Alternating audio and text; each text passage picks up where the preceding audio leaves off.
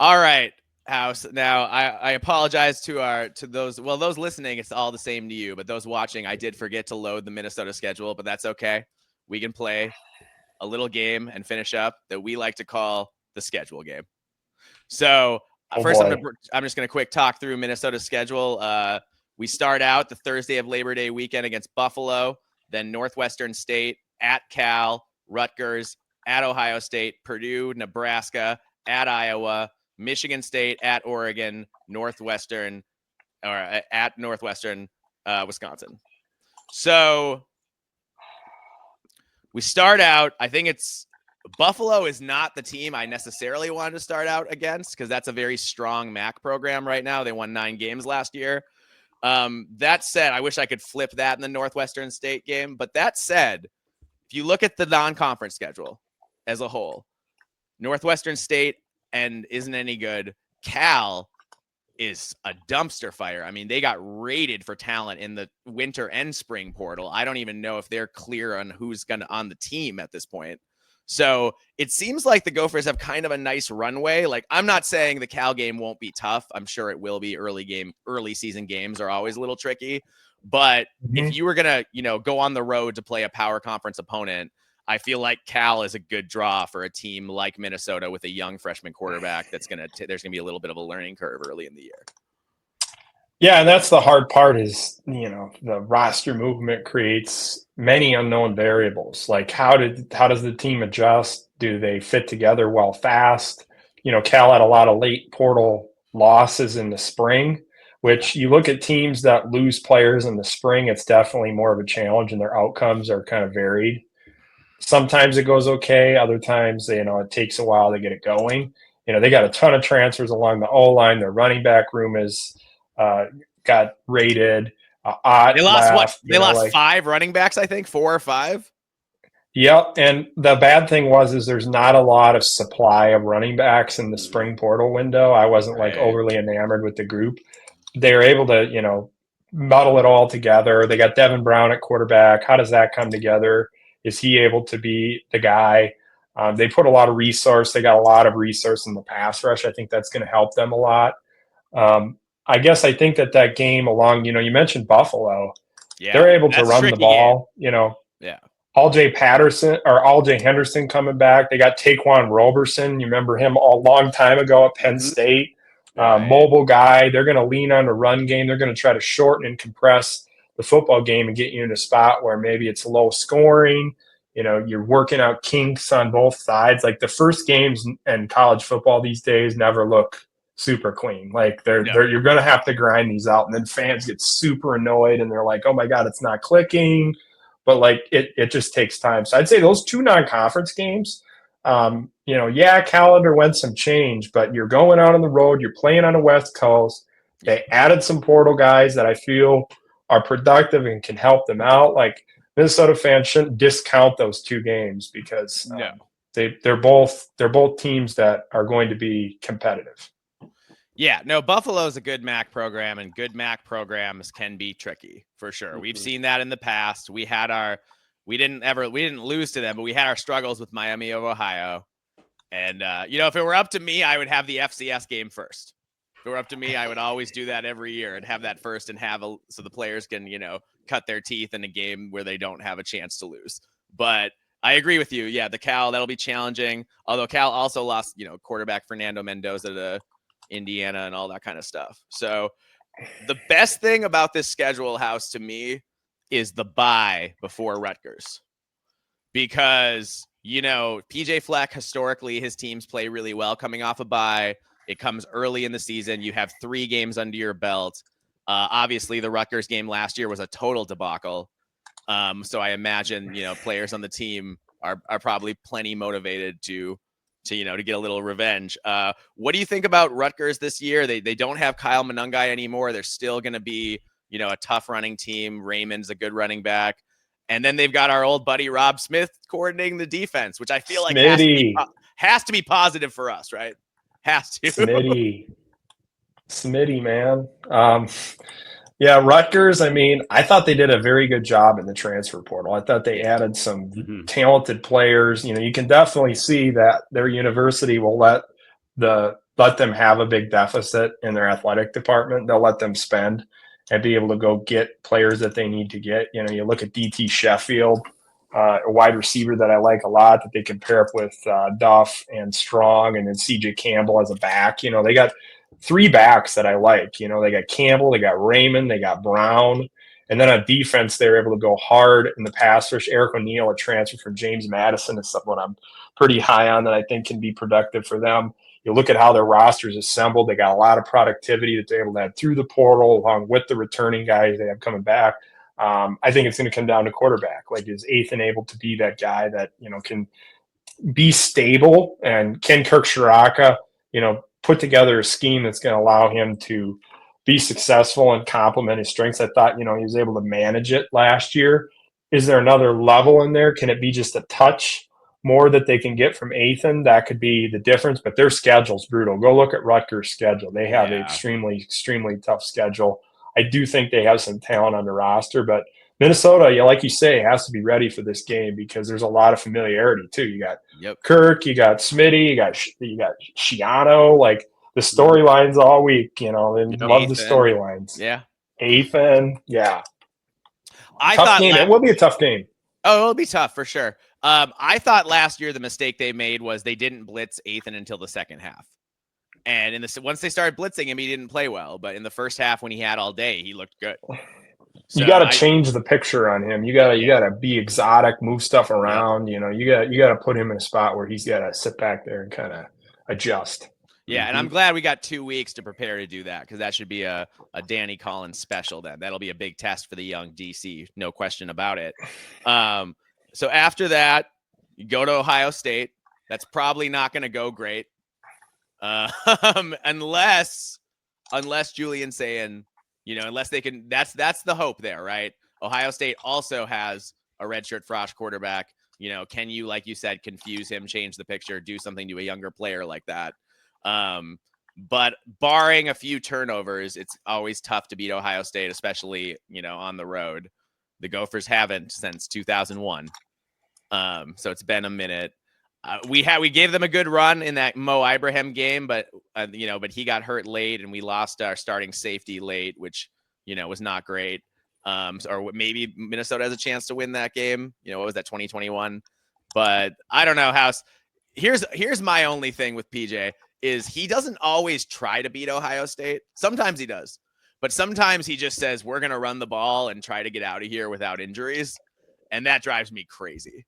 So I don't know. Is there any reason for optimism going into the shoe? Ohio State wide receiver room, the young guys they got coming in, that's going to be a craze across the country. They're going to have some big time, they just reload, and then their secondary is stacked. I was preparing for their spring game, and I'm like, oh my gosh, you got to be kidding me. Like, the amount of talent they have in their secondary. I think the pass rush is where, they're trying to figure that out. There could be some moving pieces, but then you just go get Bo Atkinson from North Carolina and add another extremely productive player and you move on. So Ohio State, I don't worry about them, man. They'll figure it out. Yeah, no, I'm not. So I think now, House, it's not a guarantee, right? But I think there's a chance, a decent chance, that Minnesota is 5-1 at that point. Just because Cal has so much rebuilding and because we get the 2 weeks to get ready for Rutgers. So are we talking potentially, and Nebraska has a pretty easy early season schedule? Could this be a matchup of 2 ranked teams? And what do you think about Nebraska this year? I mean, we've got Dylan Raiola comes back for year 2. I feel like their passing game will be better this year, but I'm a little skeptical of their running backs, but maybe I shouldn't be. I don't know. What do you think about Nebraska?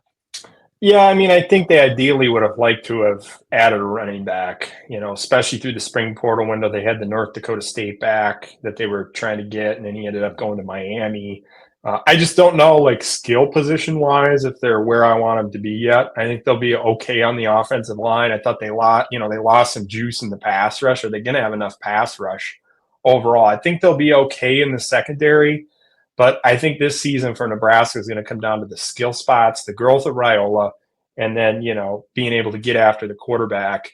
consistently. So I truly feel like that's going to be a really good matchup between Minnesota and Nebraska. It should be a competitive game because of the strengths and weaknesses of both teams, where they are.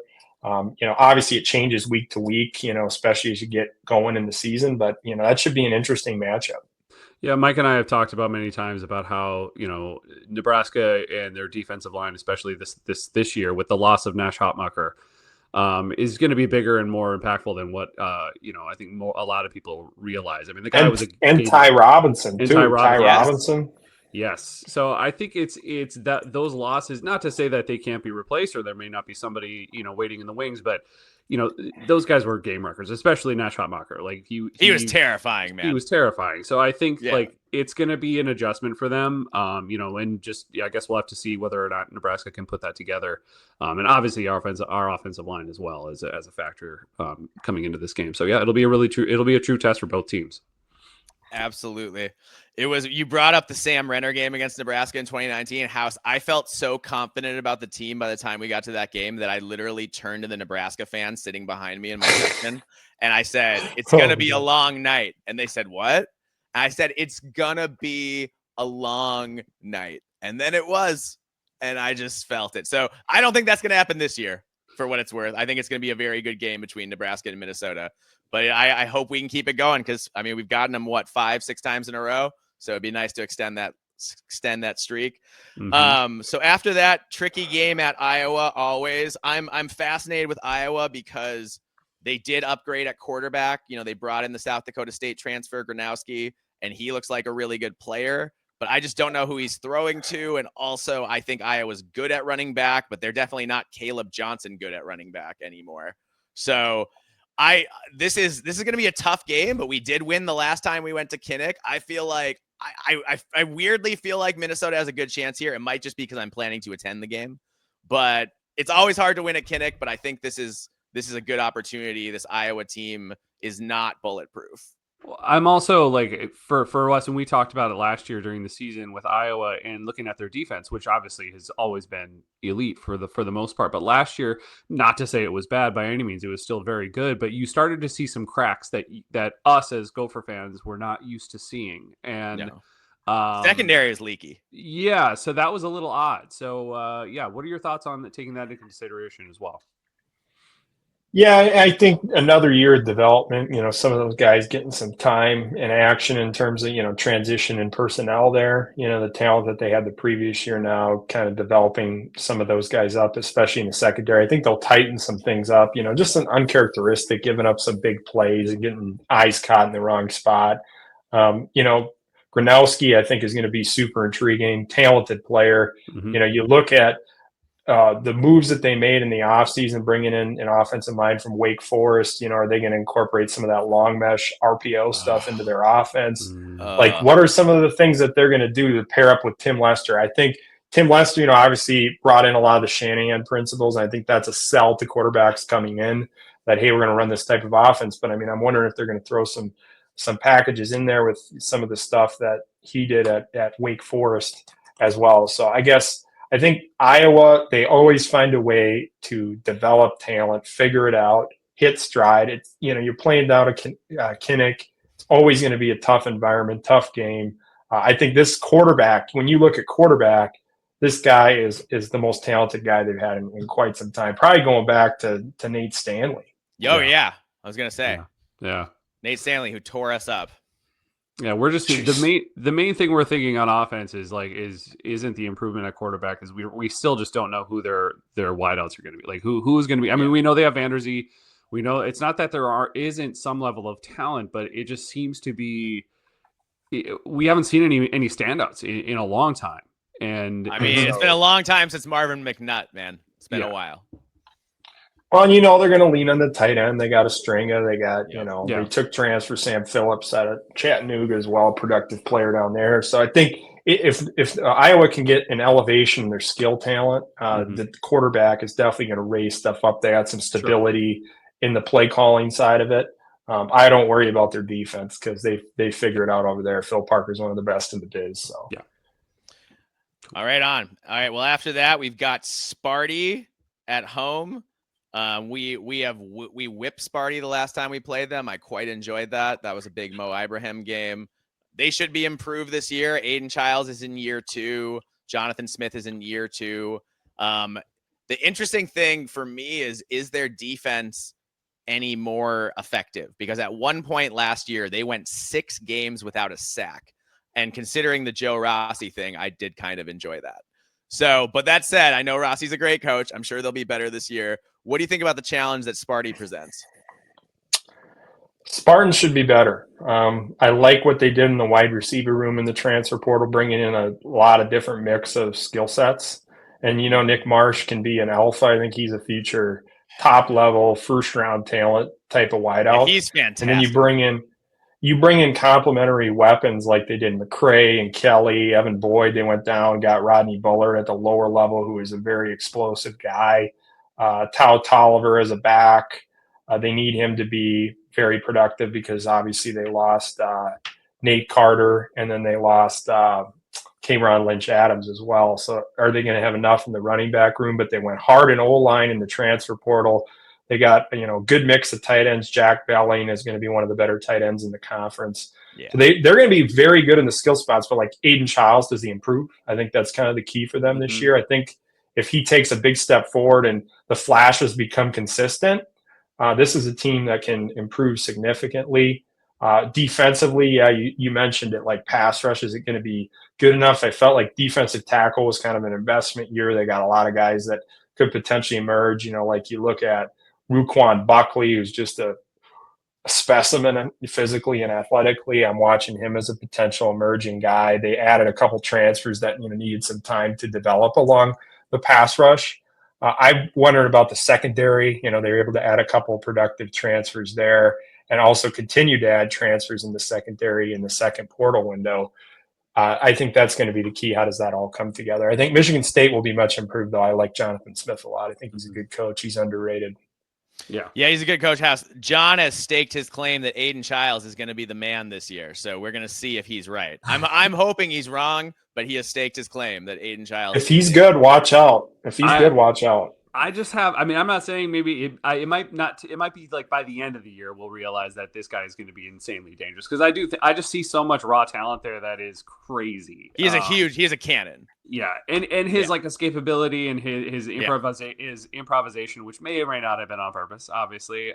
Right. But some stuff he did last year was just crazy. But then also he would then follow it up by a pick or something like that. But a lot of quarterbacks make a big jump, so it's possible he makes a big jump. So that's not a game that's a game that we can't take for granted. And then of course we get the bye week before going to Autzen. I kind of wish this bye was before any other game. And, Oregon did just lose their best receiver for the year, which is too bad. But, Oregon, Ohio State at this point, playing them on the road seems like a tall order. Yeah, you talk about loading up in the transfer portal on high-level offensive linemen. Did an awesome job there.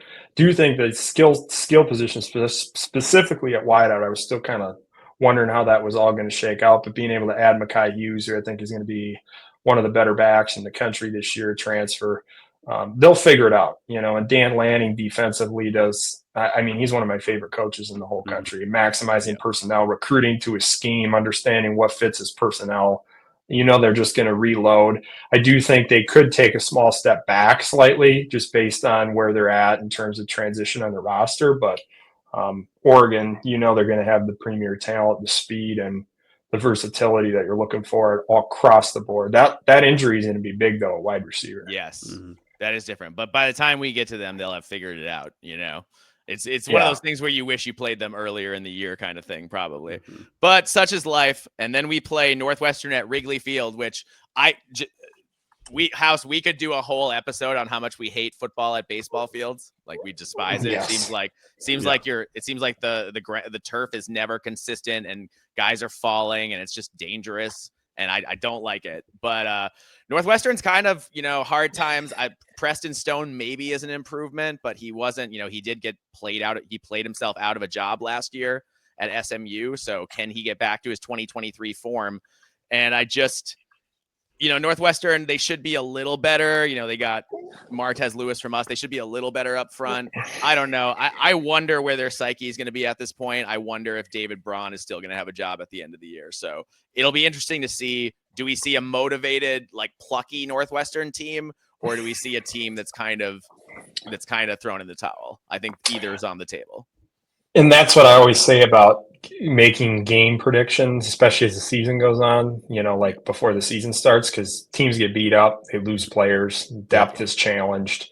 You're playing in a neutral site. Like, it creates a lot of interesting dynamics that have to be looked at like the week of the game. I do think Northwestern is going to be better along the offensive line. Yeah. And I think that they're going to try to lean on running the football and controlling the line of scrimmage and shortening the games. And Preston Stone the previous year, super efficient in a lot of metrics, as showing the flashes. Are they able to kind of adapt the scheme around what he does well? I think like in the play action game and some of the stuff that they do conceptually. I feel like Northwestern pass rush wise, they've got some, guys that I think could potentially emerge to be able to be effective and rotational up front.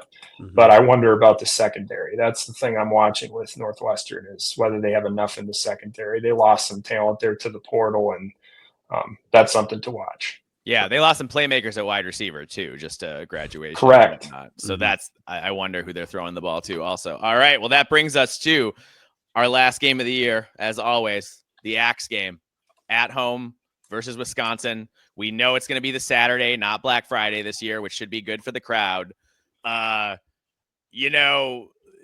This could be a lot of things, House. This could be a thing where Wisconsin's 5-6 and needs to win to get to a bowl game. This could be a thing where Wisconsin's 4-7 and Fickle's already been fired. This could be a thing where they're like 7-4 and the whole, oh my God, Wisconsin came back and they've got it together. And Jeff Grimes is the answer at O coordinator. And the defense finally in year 3 under Mike Tressel comes together. And I don't know, man. We just did our Wisconsin preview episode with Big Ten Ted. And like, I'm a little more worried about them right now, but I also just am so unsure of what to expect from Wisconsin this year.